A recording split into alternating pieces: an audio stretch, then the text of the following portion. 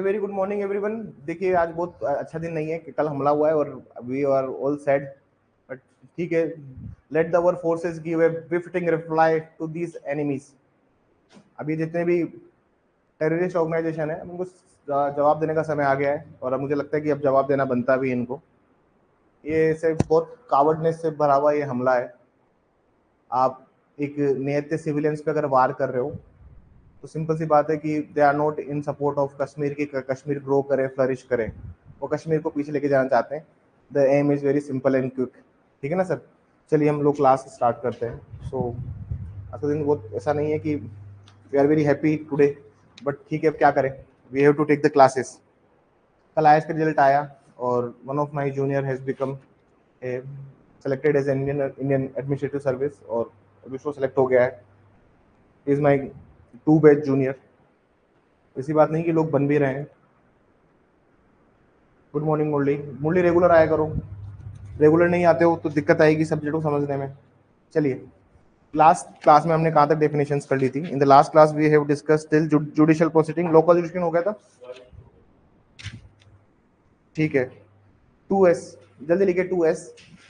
थोड़ा सा सर आज समझाना बहुत सारा है तो जो लिखने वाला काम है ना उसको खत्म करो, फिर समझाने वाले काम पे आता हूँ। 2S प्लेस, स्थान, स्थान। It includes a house building. It includes a house, building, comma tent, comma vehicle and vessel. इसके अंतर्गत ग्रह भवन, कोमा तंबू, कोमा यान और जलयान भी आते हैं। देखिए यहाँ पर आप बहुत सारी चीज देखोगे कि सर यान क्यों आता है, जलयान क्यों आता है। जैसे आपने देखा होगा ना व्हीकल और वेसल क्यों आते हैं। देखिए सर निर्भया का जहाँ पर रेप हुआ था तो वो भी एक प्लेस था, और वो प्लेस कौन सा था, एक व्हीकल था। एक चलते व्हीकल में उसका रेप हुआ था। तो मतलब जो सीन ऑफ क्राइम का जो प्लेस हो सकता है, it can be place of anything. इन्होंने जो लिखा हुआ है, जहाँ पर ये शब्द लिखा है इंक्लूड्स अंतर्गत, तो मतलब इसका मतलब ये है कि इसमें 4 चीजें और सम्मिलित हो सकती है। ठीक है ना सर, इसमें 4 चीजें और आ सकती है। कल को मान लीजिए किसी प्लेन में रेप होता है किसी महिला का, तो वो भी क्या है इसके अंदर इंक्लूड होगी। अब यहाँ पे प्लेन लिखा हुआ है क्या, वायुयान लिखा है क्या इसमें, यहाँ जलयान लिखा हुआ है ना कि वायुयान। ठीक है ना सर, ये प्री में पूछ यान लिखा हुआ है। यान का मतलब व्हीकल होता है, टेक्निकली आप देखोगे उसका तो व्हीकल है। इसमें प्लेन नहीं होता इसका मतलब, ठीक है ना, एयरप्लेन नहीं है इसका मतलब। तो डेफिनेशन में आ सकता है कि प्लेस डज नॉट इंक्लूड, कि भाई स्थान के अंतर्गत क्या चीज शब्द नहीं आता, तो इसके अंदर प्लेन नहीं आता। ठीक है ना सर, इसको थोड़ा सा याद रखिएगा। लेकिन अगर आप इंटरप्रिटेशन में जाओगे तो यहाँ पे शब्द लिखा हुआ है इंक्लूड्स, अंतर्गत, तो मतलब इसमें प्लेन भी आ सकता है अगर जुडिशरी चाहे तो। बात समझ में आ गई सर। वो अगर लिखें कि वो डेफिनेशन में नहीं है बट चीजें हो सकती है। तुम जज हो, तुम्हारे सामने अगर कोई किसी प्लेन में रेप का केस आएगा तो तुम लिखोगे ना कि although the definition of 2S does not include the airplane, but by the literal interpretation of the meaning, through the interpretation of, जैसे हम लोग शाब्दिक अर्थघटन करते हैं किसी शब्द का, तो उसमें वायुयान भी सम्मिलित है। ऐसा हो सकता है ना सर, किसी इंटरप्रिटेशन करे तो सुप्रीम कोर्ट या फिर हाई कोर्ट के हॉनरेबल जजेस जो करते हैं interpretation, it is all together the same thing. बात समझ में आई सर। आगे लिखिए please. 2T, 2T police report, police report लिख दीजिए। A report forwarded by a police officer, a report forwarded by a police officer, a report forwarded by a police officer to the magistrate under section 193 clause 3, section 193 clause 3 लिखिए। किसी police अधिकारी द्वारा किसी police अधिकारी द्वारा किसी police अधिकारी द्वारा धारा 193 में धारा 193 में मजिस्ट्रेट को भेजी गई रिपोर्ट, 193 में मजिस्ट्रेट को भेजी गई रिपोर्ट। पुलिस स्टेशन 2U लिखिए प्लीज। पुलिस स्टेशन लिखिए। पॉइंट नंबर 1 लिखना, एनी पोस्ट और प्लेस। पॉइंट नंबर 1 लिखना, एनी पोस्ट और प्लेस डिक्लेयर्ड जनरली और specifically by the state government. Any post और प्लेस डिक्लेयर्ड जनरली और specifically by the state government. Point number 1 लिखिए। कोई चौकी या स्थान, कोई चौकी या स्थान जिसे राज्य सरकार द्वारा, कोई चौकी या स्थान जिसे राज्य सरकार द्वारा साधारणतया विशेषतया पुलिस थाना घोषित किया गया है, साधारणतया विशेषतया पुलिस थाना घोषित किया गया है। पॉइंट नंबर 2 लिखिए।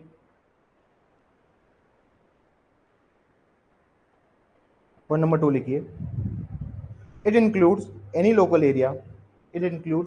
Area specified by the state government, which is specified by the state government। इसके अंतर्गत राज्य सरकार द्वारा नियमित कोई विनिर्दिष्ट स्थानीय क्षेत्र भी है। इसके अंतर्गत राज्य सरकार द्वारा नियमित विनिर्दिष्ट स्थानीय क्षेत्र भी है। लिखिए 2V पब्लिक प्रोसिक्यूटर पीपी साहब को समझ लेते 2 मिनट। पीपी साहब कौन होते हैं? 2V लोक अभियोजक। लिखिए इसमें, any persons appointed under section 18, कोई भी व्यक्ति जिसकी नियुक्ति धारा 18 के अधीन की गई है, any person appointed under section 18, it includes such person also who working under direction of PP। It includes such person also who is working under the direction of PP। इसके अंतर्गत वह व्यक्ति भी सम्मिलित है जो लोक अभियोजक के निर्देश पर कार्य करता है। सर इस वीकेंड टीपीए का टेस्ट है, पता है ना आप लोगों को, है ना? अभी टीपीए का है, इसके बाद वाले में सीपीसी का है। पेपर लगातार चलेंगे, ठीक है ना? अभी टीपीए दो, फिर सीपीसी दो। अगर जेजे हो जाएगा, जैसे जेजे आज हो जाएगा कंप्लीट ना, जेजे का भी टेस्ट है इस वीकेंड पे। जेजे का ले ले सर, ये तो थोड़ा सा एक है ना, 50-60 जितने क्वेश्चन इंपॉर्टेंट है उसको वो मैं दे दूंगा आप लोगों को, ठीक है ना? जेजे और टीपीए का टेस्ट है इस वीकेंड पे। आज क्या बार है? बुधवार है आज, टुडे वेंसडे, ठीक है? तो अभी आपके पास में वेंसडे, थर्सडे, फ्राइडे, फिर सैटरडे को टेस्ट होगा, ठीक है सर? अब आप लोगों के जो टेस्ट होंगे, सैटरडे को टेस्ट होंगे, ये सैटरडे के जो टेस्ट हैं ये अलोंग विद एपीयू स्टूडेंट्स होंगे, ठीक है? उनके भी पूरे, अब जो संडे आएंगे अब नेक्स्ट, उनके 9 से लेकर पूरे 2-3 बजे तक उनका टेस्ट रहेगा। उसी बीच में आप लोगों के भी टेस्ट रहेंगे। तो सैटरडे को दिन हम लोग थोड़े चेयर्स को बाइफरकेट कर देंगे, ठीक है ना? चेयर्स दूर लगा देंगे, ठीक है? सो दैट आपकी क्लासेस और बाकी बच्चों के टेस्ट के साथ आपके दोनों मतलब कंबाइन जितने भी बैचेस हैं हमारे, सबके टेस्ट है सैटरडे को। अब इस नेक्स्ट वाले सैटरडे से, इस सैटरडे से नहीं, अगला जो शनिवार आ रहा है उससे, ठीक है? 2W सब डिवीजन उपखंड, किसी जिले का कोई उपखंड अभिप्रेत है, means a sub division of a district. 2x summon case. Hindi medium वाले बच्चे ये भ और क में मत पढ़ना, 2x ही लिखना उसको। क्या लिखना? हाँ, इसके भ ड भ ब में मत पढ़ना, ठीक है ना? तुम्हें क्या, एग्जामिनर को भी नहीं याद होगा, चाहे वो हिंदी मीडियम में क्यों ना हो, उसको भी नहीं याद होगा, क्योंकि कोई यूज नहीं करता ये हिंदी वर्ड शब्दावली को, ठीक है ना सर?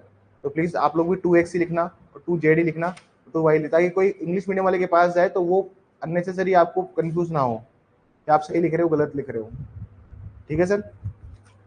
2x समन केस को छोड़िए यार, ठीक है ना? समन केस को छोड़िए, मैं समन और वारंट का डिफरेंस एक साथ ही लिखवाऊंगा, ठीक है ना? विक्टिम के डिफरेंस लिख दीजिए लास्ट में, 2y छोड़ दीजिए उसको, काटिए मत, बस छोड़ दीजिए उसे। 2y लिखिए, विक्टिम पीड़ित। इसमें लिखिए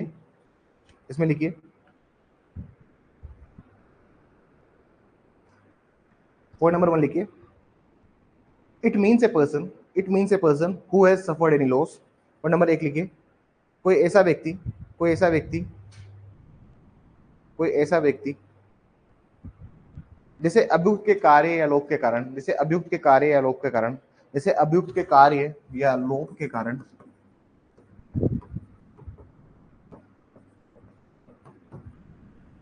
जैसे अभियुक्त के कार्य या लोक के कारण लोप के कारण कोई हानि या क्षति कारित हुई है, कोई हानि या क्षति कारित हुई है, कोई हानि या क्षति कारित हुई है, who has suffered any loss और injury caused by caused by caused by act or omission of the accused person, act or omission of the accused person, act or omission caused by act or omission of the accused person. Point number 2 लिखिएगा इस तरह से, point number 2 लिखिए, it includes, फिर ऐसे करके लिखना, ठीक है ना सर। इसके अंतर्गत point number A, it includes, point number a guardian, point number be legal heads of such victim, legal heads of such victim. इसके अंतर्गत पीड़ित के संरक्षक, पॉइंट नंबर ए में। दूसरा, कोई विधिक वारिस भी सम्मिलित है, कोई विधिक वारिस भी सम्मिलित है। चलिए आ जाइए, बेलेबल ऑफेंस कहाँ पे आ जाइए, ठीक है। अब बस हम उनके डिफरेंसेस लिखवाने हैं मुझे आप लोगों को। 2B जो है किसकी बात करता है सर, बेल की बात करता है, और 2C ये बेलेबल की भी करता है, साथ में नॉन बेलेबल की भी करता है। अब ये होता क्या चीज है इसमें समझिए। देखिए, अगर मुझे पता लगा, मैं एडवोकेट हूँ, तो मुझे पता लगा कि यार ये एक बेलेबल ऑफेंस है, इस मामले में बेल करवानी है, तो फिर मैं बोल दूंगा कि हाँ सर मैं बेल ले लूंगा, ठीक है ना। लेकिन अगर मान लीजिए मेरे को नॉन बेलेबल केस मिलता है, इसमें बेल करवाने के लिए मेरे पास कोई क्लाइंट आता है, पार्टी आती है, तो मैं इसको क्या कहूँगा, मैं उसको सिंपली ये कहूँगा, देखो सर कोशिश करेंगे बेल दिलाने की, ठीक है ना सर। नॉन बेलेबल ऑफेंस है, पर फिर भी आप मुझे FIR की कॉपी दीजिए। क्या दीजिए सबसे पहले भाई, FIR की कॉपी दीजिए। FIR क्या है, ऐसा नहीं कि बेलेबल केसेस की FIR नहीं होती है, बेलेबल केसेस की भी FIR होती है। बात समझ में आ रही है, ये बात बिल्कुल समझिए। ऐसा नहीं है कि सर जो बेलेबल ऑफेंस उसकी FIR नहीं होती है। बहुत सारे ऑफेंस होते हैं जो कॉग्निजेबल होते हैं लेकिन बेलेबल होते हैं। बहुत से ऑफेंस क्या होते हैं, कॉग्निजेबल होते हैं लेकिन बेलेबल होते हैं। जैसे आपने वो एक एक्ट है, indecent representation of woman act, उसका ऑफेंसेस पढ़े होंगे आपने कभी, तो वो कॉग्निजेबल है लेकिन बेलेबल है। अगर थोड़ा सा याद आ रहा हो तो आपको, उसमें 8 ही सेक्शन है टोटल, कुछ याद आ रहा है, कुछ दिमाग को जोर पड़ पा रहा है। वहाँ क्या था, कॉग्निजेबल और बेलेबल, मतलब संज्ञेय व जमानतीय मामले थे। मतलब ऐसा नहीं है कि हर FIR वाले केसेस में, हर FIR जो हुई है जिन केसेस में, हर मामले जिसमें FIR हुई है वो सारे के सारे नॉन बेलेबल ही हो, बेलेबल भी मैटर भी होते हैं।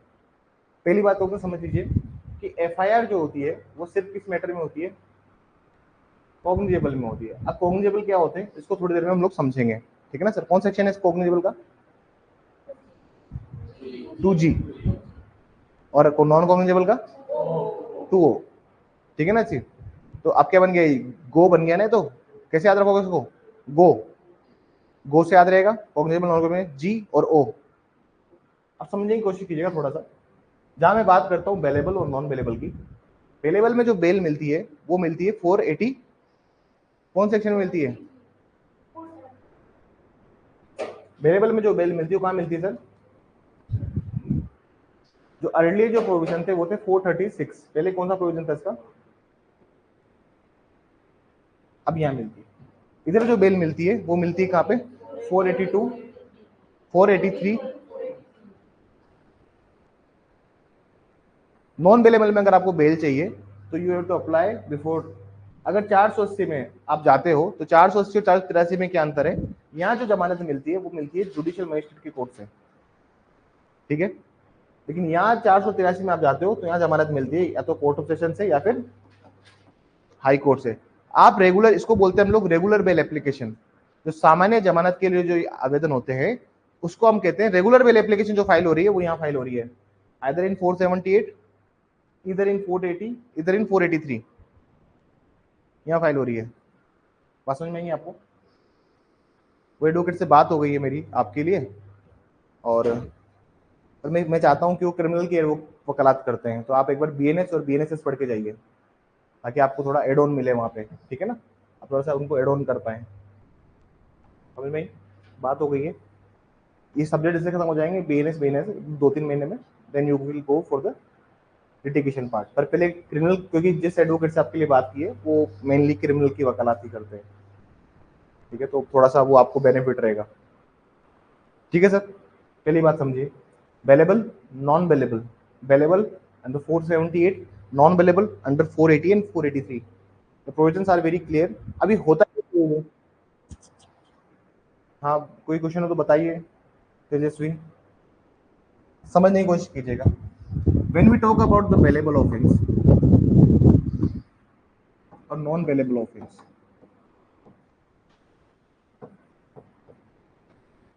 डेफिनेशन सिंपल है सर इसकी। डेफिनेशन क्या है सर? सिंपल है। डेफिनेशन ऐसे कहती है कि वो ऑफेंसेस जिनको बनाया गया है बेलेबल, वो अपराध जिन्हें जमानती बनाया गया है या तो फर्स्ट शेड्यूल से, जैसे प्रथम अनुसूची से, या फिर कोई भी अगर कोई लॉ है, एनी अदर लॉ, उससे अगर आप बनाते हो। वही बात करते हैं नॉन बेलेबल की, वो ऑफेंसेस जिन्हें बनाया गया है नॉन बेलेबल, किससे? प्रथम अनुसूची से, फर्स्ट शेड्यूल से, या फिर किसी अन्य विधि से, by any other law. Sir ये डेफिनेशन दी हुई है, सिंपल सी बात है, ठीक है ना सर। डेफिनेशन क्लोज अगर आप देखेंगे तो डेफिनेशन क्लोज में मेनली ये चीज दी हुई है। बेलेबल ऑफेंस में क्या होता है, जहां हम इसको कहते हैं जमानती अपराध। सर इन ऑफेंसेस में बेल जो होती है, बेल इज पर से राइट। पर से राइट का मतलब है कि शुरुआत से क्या होती है बेल, एक अधिकार के रूप में होती है। किसके रूप में होती है? एक अधिकार के रूप में। मतलब बेल ग्रांट होगी, ये मैंडेटरी है आपको। बात समझ में आई सर? एक बेल एक मैंडेटरी राइट है, ये आपको मिलेगी ही मिलेगी। अपराध अगर किया है आप सिंपल कोर्ट में जाइए, लेकिन बेल ऐसे नहीं कि सर आपको गए आप कोर्ट में और कोर्ट में जाके आपने बेल एप्लीकेशन दी। बेल मिलेगी कैसे, ये समझिए।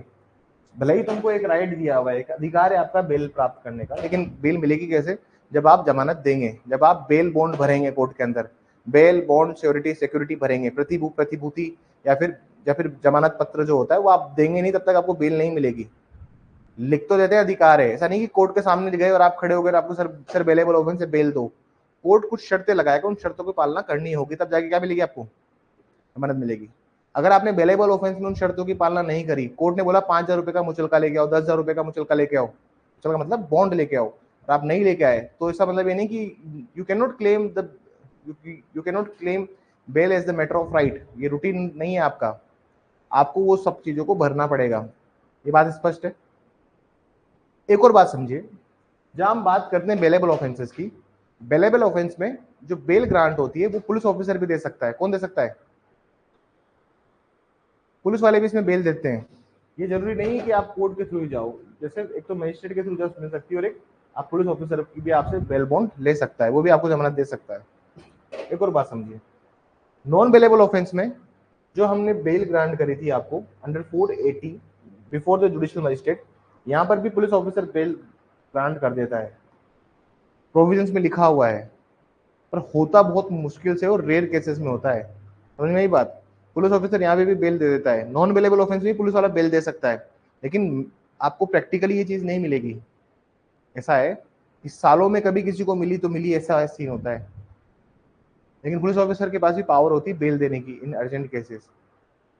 जुडिशियल मजिस्ट्रेट के पास आप जाते हो, उसमें कुछ शर्त है कि अगर 3 साल से 7 साल तक का ऑफेंस किया है, 7 साल से ऊपर का ऑफेंस किया है, तो उसमें जमानत नहीं मिलेगी। कोई डेथ और एलाई का ऑफेंस किया है तो उसमें जमानत नहीं मिलेगी। उसमें पूरी शर्त दी हुई है, जिसको हम बोलते हैं 437 की 437 की 3 शर्तें। लेकिन अब 480 के थर्ड क्लोज में वो शर्तें चली गई है, ठीक है ना sir. There are multifold judgment जब हम बेल और नॉन बेलेबल ऑफेंसेस को हम पढ़ेंगे, ठीक है। ये बात समझ में आई? ये बात समझ में आई? तो बेल और बेलेबल ऑफेंस का जो डिफरेंस होता है, बेल और नॉन बेलेबल ऑफेंस का जो डिफरेंस है, उसको कॉपी को 2 भाग में डिवाइड कर लीजिए। एक तरफ लिखिए बेलेबल, इधर लिखिए नॉन बेलेबल, जमानतीय और अजमानतीय। फालतू डिफरेंसेस बहुत आते हैं यहाँ पर, ठीक है ना। अब तुम ना एग्जाम में एक तो वो मिस्टेक मत करना कि जनरली सीरियस, इधर जनरली नॉर्मल ऑफेंसेस होते हैं, इधर सीरियस नेचर के ऑफेंसेस होते हैं, इस तरह के आप नहीं लिखेंगे, ठीक है ना सर। जो लिखाऊंगा इस तरह के डिफरेंसेस लिखाऊंगा, भले से 4 ही डिफरेंस लिखाऊंगा आपको, लेकिन कौन से लिखाऊंगा डिफरेंसेस, एक स्टैंडर्ड होगा कभी भी डिफरेंसेस के अंदर आप ये सब मत लिखा कीजिए कि जैसे ये तो चलो इसमें तो एक ही डेफिनेशन में दिया हुआ है, अगर डेफिनेशन अलग अलग होती है जैसे Tg जो है अपना वो है कॉग्निजेबल, इधर नॉन कॉग्निजेबल का भी डिफरेंस लिखाऊंगा, तो ऐसा नहीं कि एक डिफरेंस तुमने ये डिफाइन अंडर दिस, ये सब मत करना। एग्जामिनर को लगता है इसको कुछ आता जाता नहीं है, फालतू डिफरेंसेस में मेरा टाइम खराब कर रहा है। अब वो स्तर गया, ये 15-20 साल पहले से स्तर चला करते थे, उस टाइम नंबर मिल जाया करते थे। ये लेस सीरियस होते हैं, ये मोर सीरियस होते हैं, ये सब मत लिखना। मैं बहुत गुस्सा करता हूँ बच्चों पे जो इसी तरह के डिफरेंसेस लिखते हैं मेरे पास एग्जाम में। आप ये बात याद रखिए, ये क्या होता है less serious more serious, barrack में लिखा है कहीं ऐसा? ये कौन बता रहा है सीरियस है नॉट सीरियस है? अरे तो कोर्ट तय करेगा ना कि ऑफेंस कैसा है, हर ऑफेंस की ग्रेविटी अलग हो सकती है। अरे सर एक थप्पड़ मारा नरेश मीणा ने एसडीएम को, एक थप्पड़ मारा तुमने रोड पे, किसी तुम्हारा झगड़ा हो गया, कौन सा सीरियस ऑफेंस है? एसडीएम को थप्पड़ मारने वाला। तो तुम कैसे तय कर सकते हो कि कौन सा ऑफेंस सीरियस है, कौन सा ऑफेंस सीरियस नहीं है? थप्पड़ ही तो मारा ना, थप्पड़ मारने में जमानत क्यों नहीं हो रही है? क्योंकि देखिए सोसाइटी पे इम्पैक्ट कितना होता है वो चीज देखी जाती है, ठीक है ना सर। अरे सर एक ऐसा है कि तुम्हारी पारिवारिक रंजिश है किसी से, तुम आपस में एक एक दोनों हर साल एक एक परिवार के एक आदमी को निपटाते रहते हो, तब तक इस साल उस परिवार का आदमी नहीं निपटेगा, तुम्हारी दिवाली नहीं मनती। इस साल इस परिवार का आदमी नहीं निपटेगा तो होली नहीं मनती। दिवाली और होली में 6 महीने का गैप होता है, थोड़ा सा अगर समझा रहा हूँ तो मैं तुम्हें, तो 6 महीने में तो उसके घर में एक लाश गिरती है, 6 महीने में उसके घर में एक लाश गिरती है। ये ऑफेंस करोगे तो उसमें तुम्हें जमानत मिल जाएगी, क्योंकि रंजिश क्या है, पारिवारिक है। लेकिन अगर यही ऑफेंस तुम ऐसे करोगे कि तुम एक गैंग चलाओगे, ऑर्गेनाइज क्राइम करोगे, कौन सा क्राइम करोगे, संगठित अपराध करोगे, तो उसमें तुम्हें जमानत नहीं मिलेगी, क्योंकि इम्पैक्ट सोसाइटी पे ज्यादा उसका होता है ना। तुम रोबरी करते हो, किसी को भी रात चलते गोली मार देते हो, पेट्रोल पंप वाले ने पैसे मांगे जिसको गोली मार दी, उसमें जमानत नहीं मिलेगी। सोसाइटी पे इम्पैक्ट देखा जाता है, थप्पड़ का फर्क नहीं पड़ता है, थप्पड़ किसको मारा है, उसका क्या प्रभाव हुआ है, क्या लॉ एंड ऑर्डर कमजोर हुआ है, हाँ, तो फिर जमानत नहीं। बात समझ में आई कैसे कैसे काम करते हैं क्रिमिनल केसेस ऐसे नहीं होता है नॉर्मल केसेस की आप कोई सी भी चीज में लिख दो कि ये लेस सीरियस ऑफेंस है, ये मोर सीरियस ऑफेंस है। क्यों भाई, थप्पड़ मारने में तो बेल 323 में तो बेल मिलती है, क्यों क्यों नहीं बेल मिल रही है? बहुत से बच्चे लिखते हैं ना it's a less serious offence, it's a more serious offence. कहां लिखा है ऐसा लेस सीरियस मोर सीरियस? ये बात हमेशा याद रख लो, इस अभ्युत्थान लॉ अकेडमी का बच्चा इसे फालतू डिफरेंसेस नहीं लिखेगा। लेस सीरियस क्या है, मोर सीरियस क्या है, ये तुम नहीं तय करोगे, ये तय होता है इम्पैक्ट ऑफ द क्राइम से। मारो तो थप्पड़, ये थप्पड़ तो बेलेबल ऑफेंस है, हर्ट ही तो किया है ना। क्या ग्रीवियस हर्ट किया था क्या उसको? क्या 8 तरह का जो ग्रीवियस हर्ट दिए हुए हैं, क्या घोर उपति कारित करी थी क्या एसडीएम के साथ? नहीं करी। बात समझ में आ रही है आप लोगों को? तो कहने का तात्पर्य समझिए कि हम ये सब फालतू डिफरेंसेस नहीं लिखेंगे, ना कॉग्निजेबल में लिखेंगे, ना नॉन कॉग्निजेबल में लिखेंगे, ना बेलेबल में लिखेंगे, ना नॉन बेलेबल में लिखेंगे, ना समन में लिखेंगे, ना वारंट में लिखेंगे। भले से 5 अंतर लिखो, लेकिन 5 कंक्रीट अंतर होने चाहिए। सॉलिड अंतर लिखो, 5 लिखो भले से, क्योंकि ये लेस सीरियस मोर सीरियस मेरे को समझ में नहीं आते हैं। और तुम्हारा स्तर पता लगता है कि तुम किस स्तर से तुमने लो पढ़ा हुआ है। पहला लिखिए प्लीज, पहला लिखिए, such offenses which are made bailable,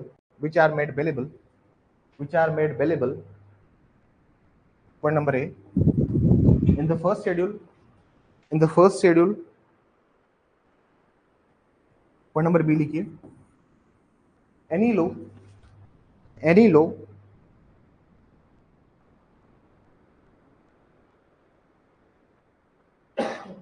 which is applicable for the time being in force, any law for the time being in force, वह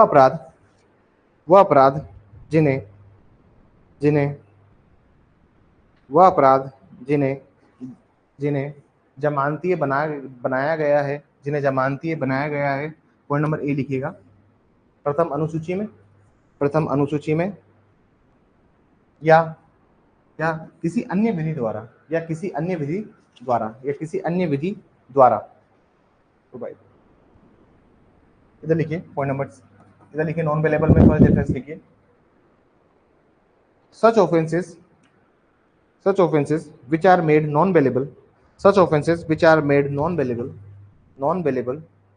in the first schedule, or any law for the time being in force, or any law for the time being in force, or any law for the time being in force। ऐसे अपराध जिन्हें जिन्हें ऐसे अपराध जिन्हें अजमानतीय बनाया गया है, जिन्हें अजमानतीय बनाया गया है प्रथम अनुसूची में, प्रथम अनुसूची में व प्रथम अनुसूची में व किसी अन्य विधि में, या किसी अन्य विधि में, या किसी अन्य विधि में, और नंबर बी या किसी अन्य विधि में। ठीक है सर, सेकंड डिफरेंस लिखिए। Here the person has per se right to get bail. Here the person has per se right to get bail. Here the person has per se right to get bail.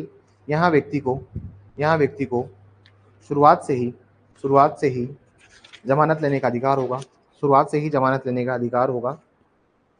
Bracket में लिखेगा धारा 438, धारा 438 BNSS, धारा 438 section 478 BNSS, section 478 BNSS। ठीक है ना sir. और नीचे और लिखेगा कोरोस्पोंडिंग लॉ, कोरोस्पोंडिंग लॉ ऐसे लिखेगा प्लीज, आप ऐसे लिखना स्टार्ट कीजिए जहां पे मैं दूसरा लिखाऊंगा, लिखेगा corresponding law, section 436 CRPC, corresponding law, समानांतर प्रवर्त विधि, समानांतर विधि, समानांतर विधि 436 CRPC, समानांतर विधि 436 CRPC। इधर लिखिए please. Here here here here while granting a bail, while granting a bail, it is the discretion of the court, it is the discretion of the court। यहाँ जमानत देते समय, जमानत देते समय न्यायालय का विवेकाधिकार होगा कि, यहाँ जमानत देते समय न्यायालय का विवेकाधिकार होगा कि जमानत दी जानी चाहिए या नहीं, जमानत दी जानी चाहिए या नहीं। Here it is the discretion of court whether bail should be granted or not, whether the bail should be granted or not। Bracket में लिखिएगा सेक्शन 480 483, ब्रैकेट में लिखिएगा सेक्शन 480 483, धारा 480 483। और कोरोस्पोंडिंग लॉ करके लिखिए, कोरोस्पोंडिंग लॉ समानांतर विधि, समानांतर विधि धारा 437 439, धारा 437 439, धारा 437 439। bail can be granted by, bail can be granted by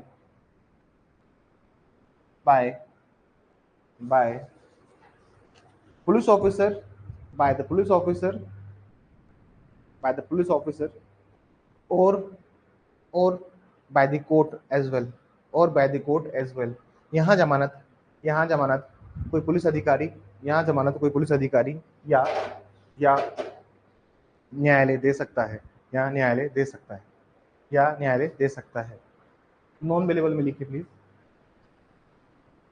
non bailable में लिखिएगा the bail may be granted, the bail may be granted by the court only, by the court only। देखिए जमानत केवल, जमानत केवल, जमानत केवल, जमानत केवल न्यायालय द्वारा ही, न्यायालय द्वारा ही प्रदान की जा सकेगी, प्रदान की जा सकेगी, प्रदान की जा सकेगी, प्रदान की जा सकेगी।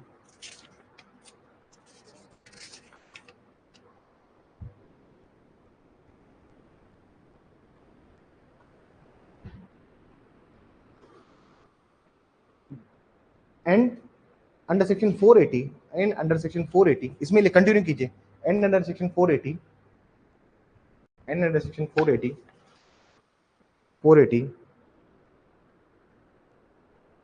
in few matters bail can be granted by OIC of the police station also, bail can be granted by OIC of the police station also। तथा कुछ मामलों में पुलिस थाने के बाहर सदक अधिकारी भी जमानत दे सकते हैं। धारा 400 ऐसे 480 लिखवाया मैंने, कोई बाहर पुलिस थाने के बाहर सदक अधिकारी भी जमानत दे सकते हैं, दे सकते हैं यदि मामला धारा 480 का हो तो, यदि मामला धारा 480 का हो तो, यदि मामला धारा 480 का हो तो। यदि मामला धारा 480 का हो तो। कितने डिफरेंसेस हो गए सर? 3 डिफरेंसेस हो गए। आगे लिखिए, चौथा लिखिए प्लीज। लिखिए, the bail can be granted the time of the bail can be granted the bail can be granted at the time of arrest और और और at a time of custody also at a time of custody also। जमानत जमानत गिरफ्तारी के समय जमानत गिरफ्तारी के समय जमानत गिरफ्तारी के समय या या अभिरक्षा के दौरान की जा सकेगी, अभिरक्षा के दौरान की जा सकेगी। लिखिए, the bail can be granted only at the time of the bail can be granted only at the time of either police custody or trial, इधर पुलिस कस्टडी और ट्रायल, इधर पुलिस कस्टडी और पुलिस कस्टडी में लिखिए, इधर इधर police custody की जगह पुलिस को काट दीजिए, इधर कस्टडी और trial. The bail can be granted इधर कस्टडी और ट्रायल। जमानत जमानत अभिरक्षा या विचारण के समय दी जा सकेगी, जमानत अभिरक्षा या विचारण के समय दी जा सकेगी। समझ में आई बात समझ में आई सर? क्या कहना चाह रहा हूं मैं, मतलब आप जब अरेस्ट कर रहे हो उसी टाइम पर देखो सर, 2 तरह के वारंट इशू होते हैं प्रैक्टिकली, तो मैं बताऊं मैं, पुलिस वाले 2 तरह के वारंट इशू करते हैं, एक होता है बेलेबल वारंट, एक होता है नॉन बेलेबल वारंट। अब नेक्स्ट हेडिंग ये डाल लीजिए, डिफरेंसेस लिखा देता हूं इसका प्लीज डिफरेंस लिख लीजिए, बेलेबल और नॉन बेलेबल वारंट, ठीक है ना सर? बेलेबल एंड ये हो गया, बस 4 ही डिफरेंसेस लिखने हैं इसमें अच्छे। अब तुम चाहो तो बना सकते हो, ये लेस सीरियस होते हैं, ये मोर सीरियस होते हैं, ये सोसाइटी पर इम्पैक्ट कम होता है, इसका सोसाइटी पर इम्पैक्ट ज्यादा होता है, ऐसे फालतू डिफरेंसेस भी हैं, लेकिन मेरे नजर में वो ठीक नहीं है। ये सवाल ऐसा है कि ये 3 नंबर में आएगा, 2 नंबर में आता है, 3 नंबर में आता है, उसके ऊपर नहीं आता है सवाल। और इसमें भी आजकल 2-3 चीज पूछ लेते हैं, मतलब ऐसा है कि 3 नंबर में सिर्फ ये अकेला सवाल नहीं आएगा, 3 नंबर में से 2 सवाल आएंगे, bailable non bailable, cognizable non cognizable, इस तरह से पूछ रहे हैं आजकल। तो तुम ये समझ लो कि ये हार्डली अगर आएगा तो 2 नंबर का मैक्सिमम आएगा। 6 नंबर में जब ये 3-3 करके 3 सवाल दिए होंगे, 6 नंबर में 3 सवाल दे दिए उन्होंने कि समन केस और वारंट केस में अंतर बताइए, बेलेबल नॉन बेलेबल में अंतर बताइए, कॉग्निजेबल नॉन कॉग्निजेबल में अंतर बताइए, तो 6 नंबर में पूछते 3 सवाल पूछ लिए, तो ये 2 नंबर का आएगा। 2 नंबर में 4 डिफरेंसेस मोर देन सफिशिएंट है, और ये अच्छे डिफरेंसेस, इससे ज्यादा मत लिखना। बात समझ में आ गई sir? Okay, very well then, ठीक है सर, चलें आगे। तुम बस एक हेडिंग डाल लीजिए, बेलेबल और नॉन बेलेबल वारंट में difference.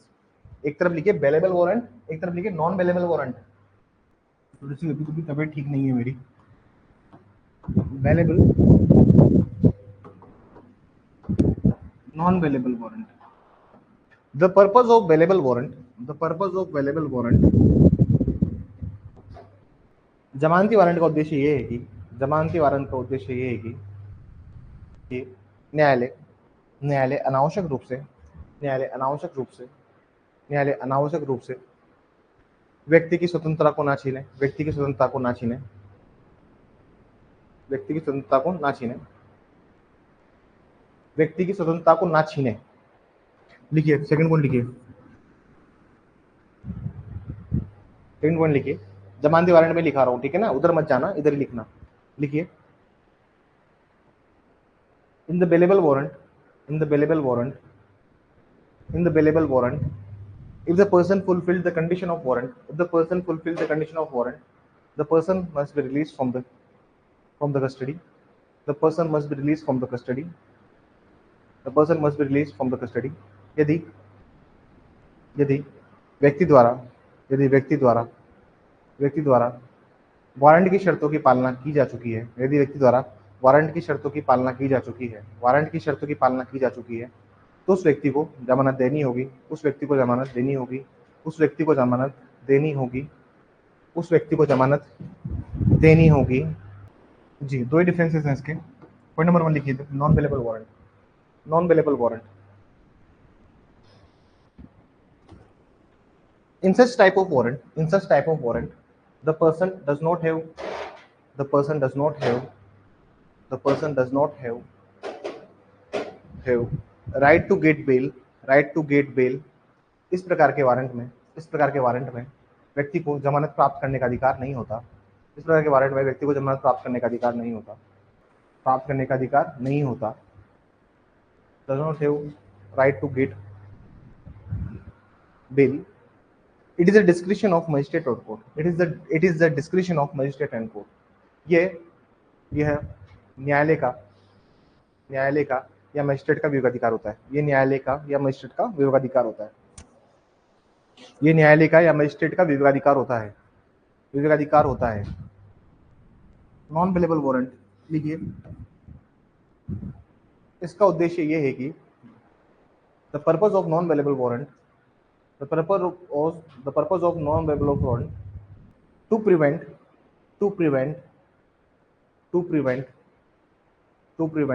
the evidences from tampering and arrest the accused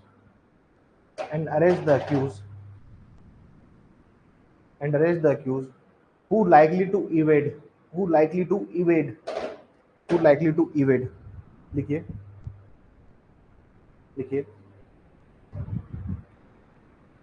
who likely to evade।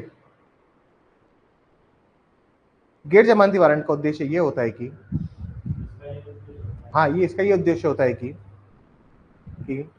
आरोपी को भागने से बचाने के लिए, कोमा सबूतों से छेड़छाड़ करने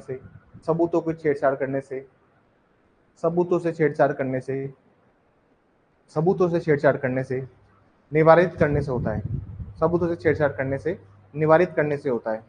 निवारित करने से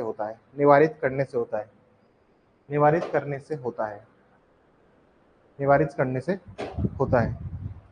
ठीक है सर, हेडिंग डालिए। कॉग्निजेबल,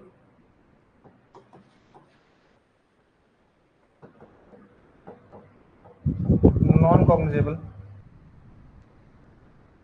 ऑफेंसेस, संज्ञेय व असंज्ञेय अपराध। पॉइंट नंबर 1, ठीक है ना सर। अब जहां पे तुम लिख रहे हो ना एग्जाम में कैसे लिखना है, जैसे तुमने कॉग्निजेबल ऑफेंस लिखा तो तुम लिख दोगे 2G और 2, सही तो है ना? हाँ, ये तो आप लोगों पे नहीं, मैंने पूछा इसलिए नहीं क्योंकि मैं एतबार कर लूँ ना। पहले 2N और L था, इसका भी बदल गया है 2C और 2L। which are made cognizable in the first schedule or any law time being in force। संज्ञेय अपराध में लिखिए ऐसे अपराध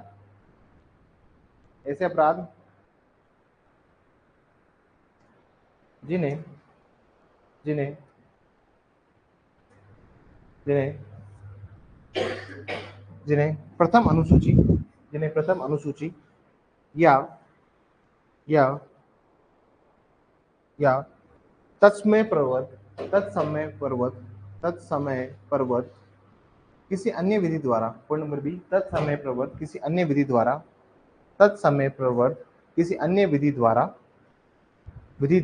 लाइन चेंज करके लिखिए संज्ञेय अपराध बनाया गया हो। डेफिनेशंस में कोई चेंज नहीं है सर, ठीक है ना सर? डेफिनेशन में कोई चेंज नहीं है। बेलेबल को भी आपने फर्स्ट शेड्यूल से और जो भी लो टाइमिंग इन फोर्स उससे बनाया है, वैसे सर इसमें लिखिए such offenses which are made non-cognizable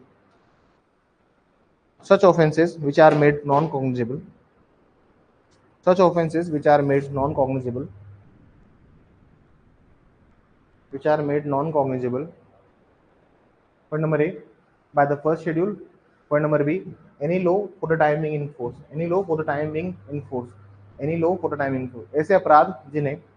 ऐसे अपराध जिन्हें पॉइंट नंबर ए प्रथम अनुसूची, पॉइंट नंबर बी तत्समय प्रवर्त किसी अन्य विधि द्वारा, पैराग्राफ चेंज करके लिखिएगा असंज्ञेय बनाया गया हो।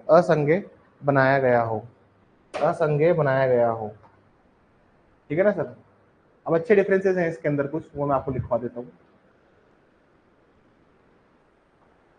ठीक है, this is the first difference और ये बहुत कॉमन डिफरेंस है। डिफरेंस कॉमन इसलिए होता है क्योंकि सर डेफिनेशन ही ये दी हुई है। अगर आप डायरेक्ट पढ़ेंगे ना तो आपको ये डेफिनेशन मिलेगी। कॉग्निजेबल में लिखिए, the police officer can arrest without warrant, the police officer the police officer can arrest without warrant, the police officer can arrest without warrant. Police अधिकारी बिना वारंट की गिरफ्तारी कर सकते हैं, पुलिस अधिकारी बिना वारंट की गिरफ्तारी कर सकते हैं। पॉइंट नंबर 2 लिखिए, the police officer can not arrest without warrant, the police officer can not arrest without warrant, the police officer can not arrest without warrant. The police officer has per से power to investigate the matter, the police officer has per se power to investigate the matter, the police officer has per se power to investigate the matter। Police अधिकारी को police अधिकारी को police अधिकारी को police अधिकारी को मामले के अन्वेषण करने की प्रारंभ से ही शक्ति होगी। हाँ, पुलिस अधिकारी को प्रारंभ से ही अन्वेषण करने की शक्ति होगी। The police officer has per se power to investigate the matter. ठीक है ना सर? ब्रैकेट में लिखेगा प्लीज ब्रैकेट में लिखेगा, सेक्शन 175,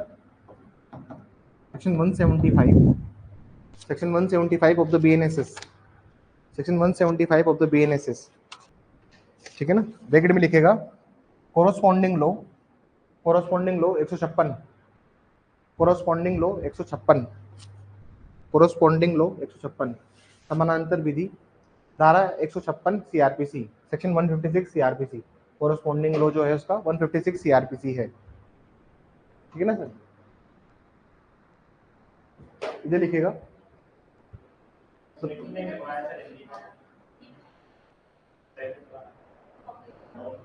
क्या लिखा था इसमें मैंने? पुलिस अधिकारी बिना वारंट की गिरफ्तारी कर सकता है, बस। पुलिस इधर नहीं कर सकता ना। हाँ, the police officer can not arrest without warrant. लिखिए प्लीज, लिखिए, the police officer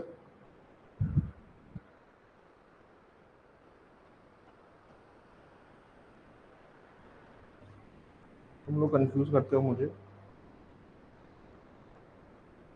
police officer can not arrest without warrant, police officer गिरफ्तारी बिना वारंट की गिरफ्तारी नहीं कर सकता। ठीक है? अरे मैं कुछ प्रोविजंस में उलझा हुआ था। अभी जो नए प्रोविजंस है ना, मैं चाहता हूँ उसमें अच्छे डिफरेंस लिखवाना आपको। तो मैं क्या कर रहा था, वो पुराने तो सारे याद है, 156, 157, 156, 3, अभी तो सब पता है, लेकिन अब नए नए प्रोविजंस जो है वो तो अब देखने पड़ेंगे ना। लिखिए प्लीज, लिखिए, हिंदी में लिखवा दिया था मैंने आपको ये वाला थर्ड वाला पॉइंट। ठीक है, थर्ड वाला लिखिए इधर, the police officer can not investigate without the order of magistrate, without the order of magistrate, without the order of magistrate. लिखिए, पुलिस अधिकारी बिना पुलिस अधिकारी बिना मजिस्ट्रेट के अनुज्ञा के, पुलिस अधिकारी बिना मजिस्ट्रेट की अनुज्ञा के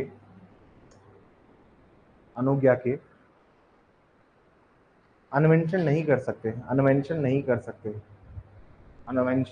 सकते। केस का नाम लिखेंगे यहीं पे, इसी में, यहीं पे केस का नाम लिखिए, Mohammad Yusuf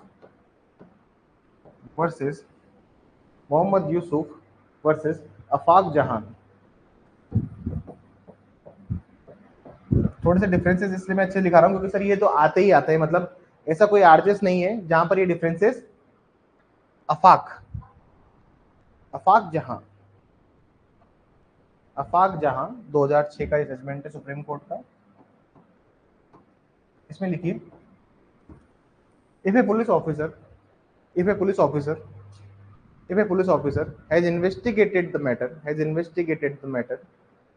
has investigated the matter without the order of magistrate, यदि कोई पुलिस अधिकारी बिना मजिस्ट्रेट की अनुज्ञा के मामले का अन्वेषण करता है, if the police officer investigate the matter without the order of magistrate, then it does not vitiate the proceeding, तो यह प्रक्रिया को दूषित नहीं बनाएगा, तो यह प्रक्रिया को दूषित नहीं बनाएगा, तो यह प्रक्रिया को दूषित नहीं बनाएगा। दूषित ही शब्द है मैडम, दूषित ही लिखिए, दूषित नहीं बनाएगा।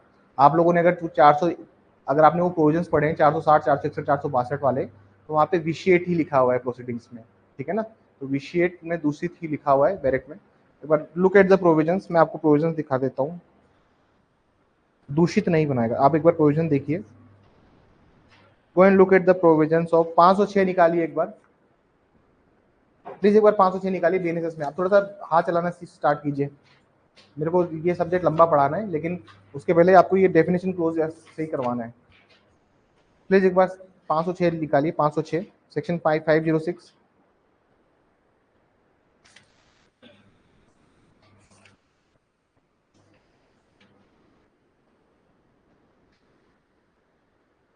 ठीक है सर, वे अनियमितता है जो कार्रवाई को दूषित नहीं करेगी। तो है तरह से तो क्या है, ये अनियमितता ही है, इट्स इरेगुलरिटी, लेकिन इससे कार्रवाई दूषित नहीं होती है, ठीक है ना सर। जैसे इसका बी पॉइंट देखिए, ठीक है ना सर। अब अपराध के लिए अब सशक्त नहीं था 174 में, 176 157 की बात कर रहे हैं हम लोग। वन इसमें तो लिखा हुआ है ना 174, आप इसका बी पॉइंट देखिए, 506 का B point.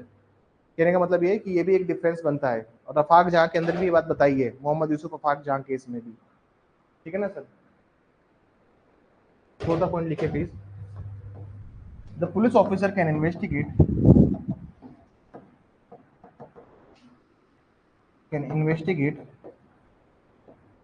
the police officer can investigate as per as per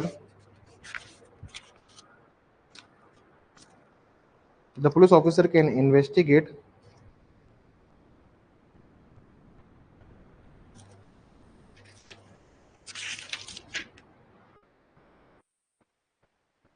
as per chapter 14 of this Samhita, as per the chapter 14 of this Samhita.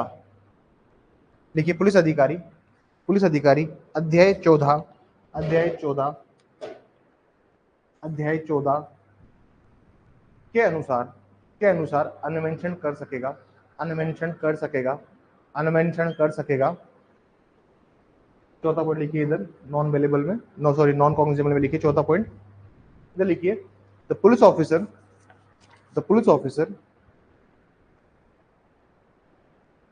can only investigate once permission has been granted, once the permission has been granted, once the permission has been granted, the police officer can only investigate once permission has been granted, only in local jurisdiction, only in local jurisdiction, only in local jurisdiction। लिखिए, police अधिकारी को अन्वेषण के लिए अनुज्ञा प्राप्त होने के पश्चात, अन्वेषण के लिए अनुज्ञा प्राप्त होने के पश्चात, अन्वेषण के लिए अनुज्ञा प्राप्त होने के पश्चात वह केवल वह केवल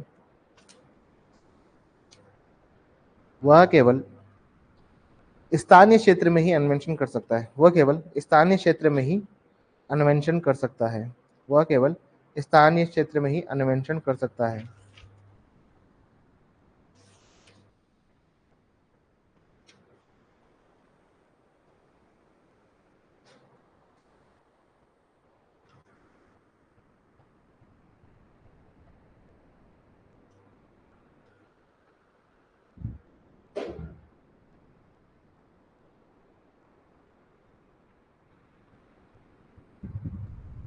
एक 175 का क्लोज एक लिखिए इसमें, सेक्शन 175 क्लोज एक बीएनएसएस, सेक्शन 175 क्लोज 1 बीएनएसएस।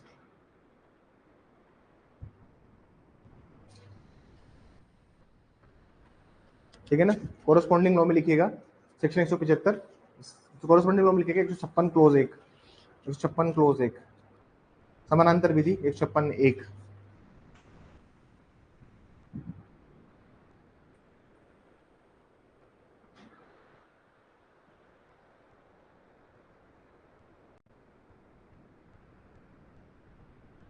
कितने हो गए, 4 हो गए सर, और लिखिए।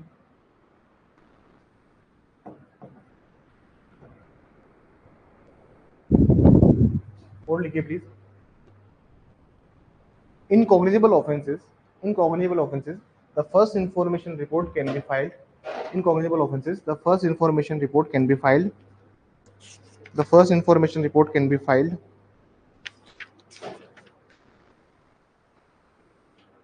संज्ञेय मामलों में प्रथम सूचना रिपोर्ट संस्थित की जाएगी. प्रथम सूचना रिपोर्ट संस्थित की जाएगी. प्रथम सूचना रिपोर्ट संस्थित की जाएगी. प्रथम सूचना रिपोर्ट संस्थित की जाएगी. इधर लिखिए. In the cases of non cognizable offence, असंज्ञेय अपराधों में असंज्ञेय अपराधों में असंज्ञेय अपराधों में असंज्ञेय अपराधों में असंज्ञेय अपराधों में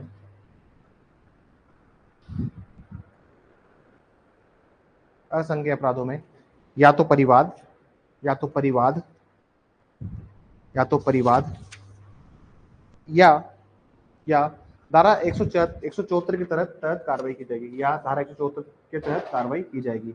इन the cases of non cognizable offences, either complaint can be filed, either complaint can be filed or proceedings of section 174, the proceedings of section 174 shall be carried out.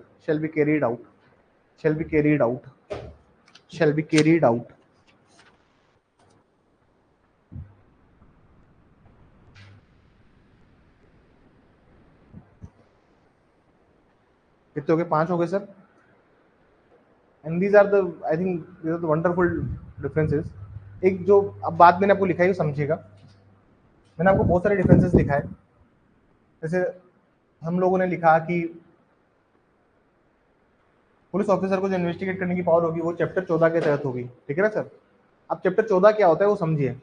ऐसा होता है, मान लीजिए आप बैठे हो ट्रेन में जयपुर से और आपको जाना था दिल्ली. सबसे पहले दिल्ली से जाओ, सबसे पहले क्या आएगा? दौसा, फिर बांदीकुई, फिर अलवर, फिर अलवर के बाद में रेवाड़ी एंड फिर गुड़गांव और दिल्ली. ये स्टेशन आएंगे आपके रास्ते में. ये सारे स्टेशन मिलेंगे आपको. मान लीजिए आपका पर्स गुम गया, मोबाइल गुम गया. ठीक है ना सर. आप सो गए थोड़ी देर, आपका बैग जो था आपने ऐसे ताक के सोए थे, होता ना हुक, ट्रेन में हुक होते हैं, हुक के ऊपर बैग लगा दिया था आपने और आप सो गए थे सर नीचे करके. उठे तो बैग गायब था.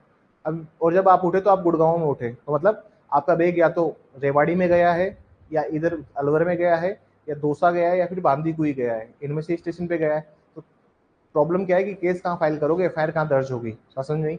चोरी तो हुई है, एफआईआर तो दर्ज होनी होगी इसमें, लेकिन एफआईआर कहाँ पे दर्ज होगी, सवाल ये है. अब जो पुलिस वाला इन्वेस्टिगेट करेगा इन मैटर में, तो उसको क्या होगा सर? उसको पूरी इन्वेस्टिगेशन की पावर होगी, जो कि कोर्ट की पावर होती है. ऐसा होता है, मान लीजिए जहां पे भी कोर्ट ट्रायल कर सकती है. ट्रायल कौन कौन सा कोर्ट कर सकता है सर आपके मामले का? आपका ये वाला कोर्ट भी ट्राई कर सकता है. कौन सा? गुड़गांव वाला कोर्ट भी ट्राई कर सकता है आपका केस, या अलवर वाला भी कर सकता है, या फिर बांदीकुई वाले भी कर सकता है, दौसा वाला कोर्ट भी कर सकता है, जयपुर वाला कोर्ट भी आपका केस ट्रायल कर सकता है, और दिल्ली वाला भी कर सकता है क्योंकि आप दिल्ली जा रहे थे. तो सर कहने का मतलब ये कि जब इन न्यायालय को विचारण करने की शक्ति है, ये सारे कोर्ट में मैटर आपका चल सकता है. वही शक्ति एक इन्वेस्टिगेशन ऑफिसर की भी होती है कॉग्निजेबल केसेस में. मतलब चैप्टर 14 में जिन कोर्ट के पास पावर है, वही सारी कोर्ट के पास उतना ही पावर आपके पास इन्वेस्टिगेट करने का. मतलब जब आप इस मैटर को इन्वेस्टिगेट करोगे तो आप अलवर भी जा सकते हो, आप चाहो तो इन्वेस्टिगेट करने बांदीकुई भी जा सकते हो, दौसा भी जा सकते हो, जयपुर भी जा सकते हो. समझ में ही बात? तो आपके पास में उतनी ही शक्ति होती है. लेकिन जहां पे मैं बात करता हूँ नॉन कॉग्निजेबल केसेस की, तो वहां पर उतनी पावर नहीं होती है पर से. बात समझ में आई? बात समझे मेरी? नॉन कॉग्निजेबल केसेस में उतनी शक्ति नहीं होती है, लेकिन जब नॉन कॉग्निजेबल केस को कॉग्निजेबल केस में कन्वर्ट कर लेते हैं तब जाके वो शक्ति मिलती है. आप पढ़िए एक बार सेक्शन 175 निकालिए, सेक्शन 175 निकालिए please.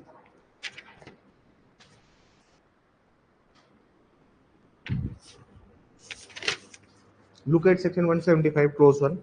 Any officer in charge of the police station without the order of magistrate investigate, मतलब without order of magistrate investigate कर सकता है. 175 में देखिए, पुलिस थाने का पार्षद देखिए मजिस्ट्रेट के आदेश के बिना कि संज्ञेय मामले का अन्वेषण कर सकता है. A court having the jurisdiction over the local area within the limits of chapter 14 लिखा हुआ है. इसे जांच वितरण करने की शक्ति उस थाने की सीमाओं के स्थानीय क्षेत्र पर अधिकारी न्यायालय के अध्याय 14 के उपबंधों के अधीन है. बात समझ में आई? तो मतलब जितनी पावर वहां दी हुई है उतनी पावर क्या है यहाँ पर पुलिस ऑफिसर को भी, और ये सिर्फ और सिर्फ किसमें मामले? कॉग्निजेबल में है. नॉन कॉग्निजेबल में मामला नहीं मिलता. लेकिन एक प्रोविजन देखिए 174 का थर्ड क्लोज पढ़िए. 174 का थर्ड क्लोज पढ़िए। Any police officer receiving such order में exercise same power in the respect of investigation as an officer in charge exercise in cognizable cases. अब यहाँ पे लिखा हुआ है सर कि कोई भी पुलिस अधिकारी कोई भी पुलिस अधिकारी आदेश मिलने पर अन्वेषण की वैसी शक्तियां होगी जो कि संज्ञेय मामले में होगी। जैसे किसमें होगी सर? संज्ञेय मामले में होगी। लेकिन ये बात ये लोग लिखते हैं कि मतलब एक बार अगर आपको power they the non cognizable cases में इन्वेस्टिगेट करने की, इसका मतलब क्या है? इसका मतलब ये है कि आपके पास भी वही पावर होगी, चैप्टर 14 वाली पावर होगी। तो मैंने ये सब क्यों लिखवाया आपको बताओ फिर मुझे, मैं आपको बात क्यों लिखवाई कि सिर्फ लोकल एरिया में ही वो सर्च करेगा। मैंने आपको लिखवाया ना सर, स्थानीय क्षेत्र में ही वो अन्वेषण कर सकता है एक बार जब उसको शक्ति प्राप्त होगी। वो केवल स्थानीय क्षेत्र में अन्वेषण करेगा, लोकल एरिया में ही वो क्या करेगा? इन्वेस्टिगेट करेगा। ऐसा क्यों लिखवाया मैंने? कोई बताएगा मुझे? वाई आई हैव डिक्टेट सो, मतलब मैंने ऐसा क्यों लिखवाया? क्योंकि प्रोविजन तो कुछ अलग, थोड़ा सा अलग बात बोलते हैं। इस बात को एक बार समझिएगा। देखिए जो नॉन कॉग्निजेबल ऑफेंसेस होते हैं, जो नॉन कॉग्निजेबल ऑफेंसेस, जो असंज्ञेय मामले हैं, असंज्ञेय मामलों की गंभीरता उतनी नहीं होती जितनी गंभीरता किसकी होती है? इन अपराधों की होती है। आप भले से सारी पावर दे देते हो, सारी पावर देने का मतलब होता है कि कैसे इन्वेस्टिगेशन की चार्जशीट बनेगी, किस तरह से मामले को आप सपोर्ट करोगे, क्या चीज में आप दोगे, हर चीज की बात वैसी की वैसी रहती है। लेकिन रही बात इन्वेस्टिगेशन करने की, तो कॉग्निजेबल केसेस में चैप्टर 14 की पावर है, जबकि इधर शुरुआत से पावर नहीं मिलती है। बात समझ में आई? अरेस्ट के भी प्रावधान बदलते हैं। बात समझ में आई सर? ये बात समझिएगा। गिरफ्तारी के भी प्रावधान बदलते हैं और इन्वेस्टिगेशन के भी प्रावधान चेंज होते हैं। एक और बात, इसमें इन्वेस्टिगेशन करने के लिए कोई सा भी कोड बोल सकता है। छठा, एक और छठा डिफरेंस लिखिए।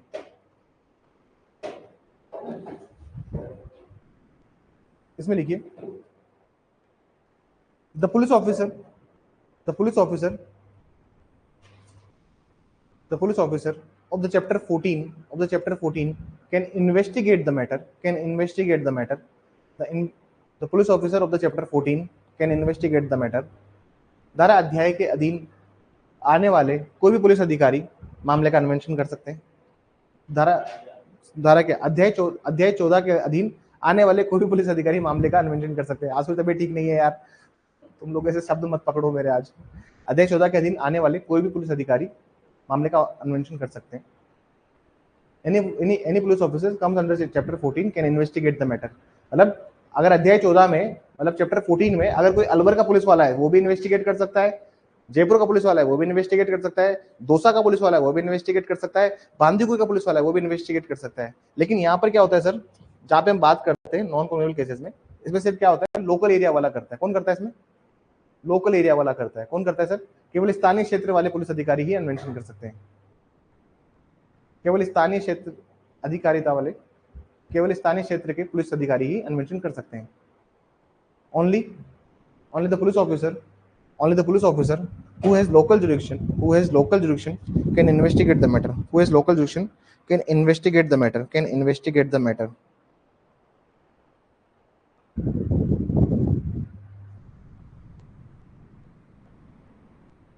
देखिए मैं आपको ऐसा क्यों लिखवाया मैंने कि आपसे पुलिस वाले के पास पावर होगी लोकल लिमिट्स की, किसकी पावर होगी?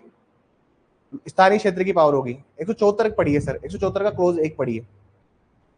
अब डायरेक्ट पे बिल्कुल हाथ सेट कर लीजिए अपना। देखिए ये इनिशियल क्लासेस जो है, आप समझ लीजिए कि जो सीआरपीसी में व्यू टू, मतलब बीएनएसएस में हम 70 क्लास लेंगे तो 35 से 40 क्लासेस ही है जो बहुत काम की रहेगी। पीछे की क्लासेस तो सिर्फ मैं लिखवाऊंगा आप लोगों को और कुछ नहीं करूंगा।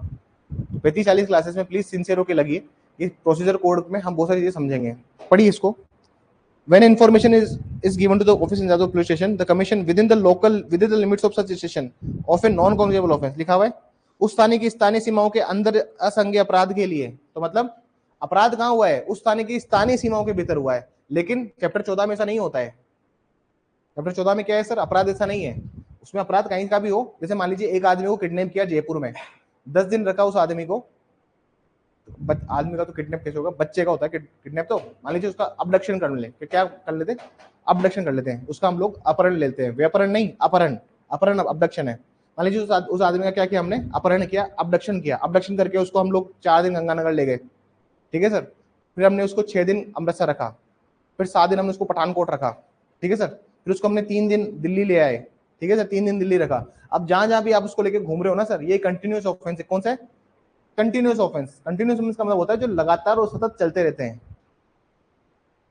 कुछ ऑफेंसेस होते हैं जैसे किडनैपिंग कंटिन्यूस ऑफेंस नहीं है, लेकिन अबडक्शन क्या है, एक कंटिन्यूइंग ऑफेंस है। कंटिन्यूइंग मतलब सतत अपराध है, वो हमेशा लगातार चलता रहेगा। वो ऑफेंस क्या होता है, सिर्फ रेगुलरली चलता रहता है, इट्स अ कंटिन्यूअस ऑफेंस। तो जहां पे कंटिन्यूअस ऑफेंस होता है वो कॉग्निजेबल ऑफेंस बनता है मेनली, क्योंकि फिर उसमें क्या होता है, सबको अधिकारिता होती है। लेकिन आप नॉन कॉग्निजेबल केसेस में देखोगे तो वहां पे अधिकारिता सिर्फ किसको है, उसी एरिया के लोकल पुलिस वाले को अधिकारिता है। अब इसको और पढ़ेंगे हम, जब हम चैप्टर 13 पढ़ेंगे ना सर। अब क्या हो गया एफआईआर चैप्टर 13, अब हम इसको पढ़ेंगे तो मैं आपको और अच्छे से समझाऊंगा ये चीजें सारी ना, कि किस बारे में क्या बात बोल रहा है। लेकिन अभी जितना समझ लीजिए, ये जो अंतर है सर, इनको बिल्कुल रट्टा मार के आइएगा।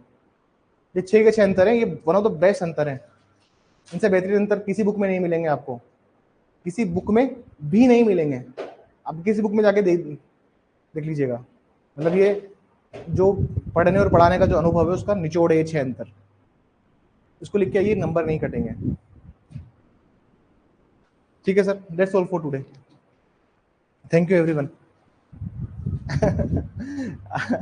आज थोड़े से शब्द लड़खड़ा रहे थे, लेकिन चलता है सब, it happens. Thank you everyone.